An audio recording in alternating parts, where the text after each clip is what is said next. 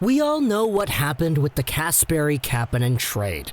The Toronto Maple Leafs ultimately achieved their goal of getting a first-round pick back for the Finnish winger. But according to sources, it appears that Kyle Dubas is not done. There have been several NHL GMs who have reached out and who have confirmed, anonymously of course, that there are indeed other players that Kyle Dubas is shopping.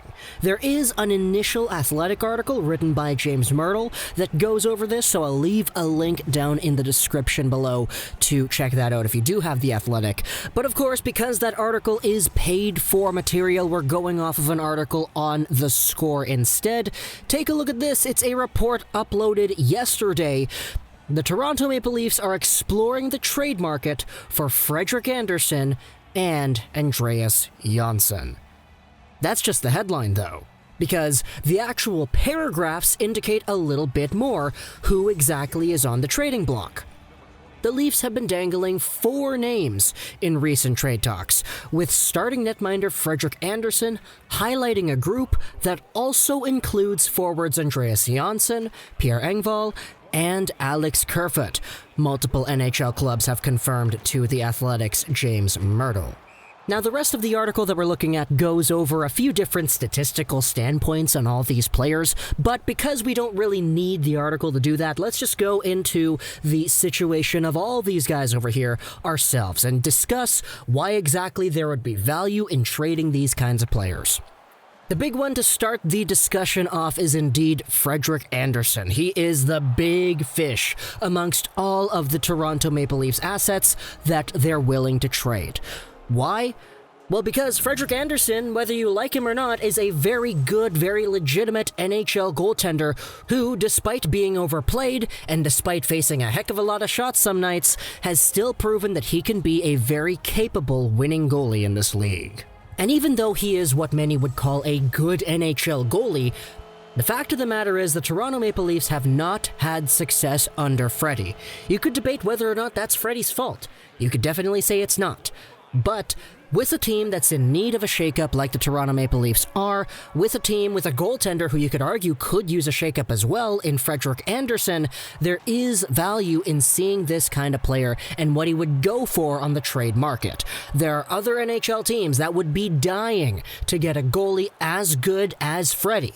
And depending on what they're willing to give up, it's an option that I think Kyle Dubas has to at least consider.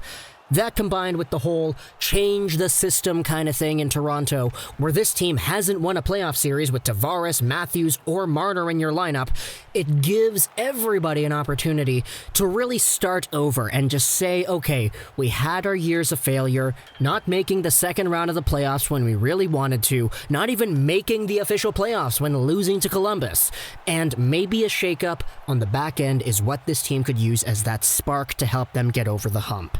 Not to mention, Freddie does have a $5 million cap hit, AAV, so that in itself, with the Toronto Maple Leafs combined $0 in cap space this season, and a total combined cap space of about $7 million for next season, certainly will allow them to explore some more cap options that they will eventually have. Next up, we have ourselves Andreas Johnson, and let's be honest here, he's a guy whom we've already spoken at length about. We've made videos about him going to Detroit, we've spoken about him maybe involved in some other trades. Andreas Johnson to me has always been one of those 7th round sleepers, and ever since he was an SHL guy coming into the Maple Leafs organization as a brand new rookie, suiting up for the Toronto Marlies, I was always a big fan of Andreas Johnson's ability to just be able to produce every level he was at. And that was 3 years ago. He made his debut at the Marlies, he was really good, he eventually worked his way up and found himself success with the Maple Leafs last year, 20 goals in 73 games played as a 24-year-old rookie. Sure, he's 24 and he's a rookie, that's not really young, but hey, this guy was a 7th round pick in 2013, what more could you ask for? But Andreas Johnson today is a player whose contract ends in 2023. He averages $3.4 million a year. He can play both winger positions. He's 5'10", 181 pounds, 25 years old, turning 26 in November. And you could debate whether or not that $3.4 million in cap space would be a lot more valuable to this team than the rate that he was scoring at previously, which was 21 points in 43 games played, 8 goals, 2 on pace for about 15, 14-ish goals on this season. Now, he didn't play all too much this season because he was riddled with injuries, and in fact, he didn't suit up in the play-in series against Columbus until that Game 5 where they got shut out. But Andreas Johnsson is still a player to me who has more to give at the NHL level. He played one season in the NHL and he was pretty good. His second season wasn't all too great in comparison.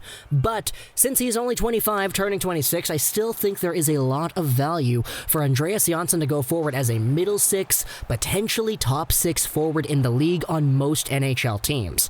You could debate as to whether or not that home is going to be with the Maple Leafs, because we talked about the cap, we talked about their situations up front where they have so many good forwards, and all of a sudden there's a little bit of a question mark that goes off as to whether or not Andreas Johnsson is all too expendable. And let's face it, even though, in my opinion, I still see value in having an Andreas Johnsson on your hockey team, there's no doubt that Kyle Dubas probably sees that too, and that is something that he can pitch to other NHL teams, see if they'll be willing to bite, see if they'll be willing to get a prospect or a pick, and use that to make a trade for Andreas Johnsson. We'll see what the market has, because Andreas Johnsson still has value out there. But again, the $3.4 million, that may be seen as a lot more valuable to this team than Andreas Johnsson in the short term, maybe even long-term future, so I can totally understand why he's on this list. Furthermore, it's Alex Kerfoot, a guy who we've also said many things about in the trade front for Toronto, and who has been under the exact same circumstances that Andreas Johnsson and formerly Kasperi Kapanen have been as well. Alex Kerfoot is a guy who, on the Toronto Maple Leafs, boasts a $3.5 million contract, AAV. That goes on until 2023 as well. And I'm going to sound like a broken record here, but with all the cap space the Leafs don't have, a Kerfoot trade could be seen as something very, very valuable to their team, just in terms of how they will be able to proceed cap-wise if they get a deal like that done. In exchange for a prospect or a pick, an asset that won't count against the cap, getting rid of $3.5 million every year for the next 3 years certainly does seem valuable to some extent. And Kerfoot, although he was a pretty solid bottom six center, was never really that up and away great 40-point producer that the Colorado Avalanche had in Kerfoot. He had 28 points, 65 games played. That's on pace for about 35, 36 points. But if you can write off his 1 year in Toronto as one where he just wasn't given the opportunities because he's playing behind Matthews and Tavares, there certainly is an argument that says that Kerfoot could fetch a lot more value on the trade block than what people would perceive his value to be at the moment. Finally, though, it's Pierre Engvall who is in this conversation, whom I'm honestly kind of surprised to hear. They literally just signed him to an extension back in February that'll give him $2.5 million spread across 2 years for a $1.25 million cap hit. And apparently he's on the block. I mean, I don't want to insinuate anything about Kyle Dubas being short-sighted, but if this contract was not a part of your plan, and was so not a part of your plan to the point that you think about trading it a few months after you sign it, I honestly don't know what to think about that. Pierre Engvall to me was another one of these 7th-round steals, and even before he was a Toronto Maple Leaf full-time, we did indeed make a video talking about his stock as a prospect, and bringing up just why I thought he was underrated. Eventually, he made the team, and people later in the future came onto that video and said that I was a psychic. Don't get me wrong, guys, I'm not a psychic, I just know good prospects when I see them.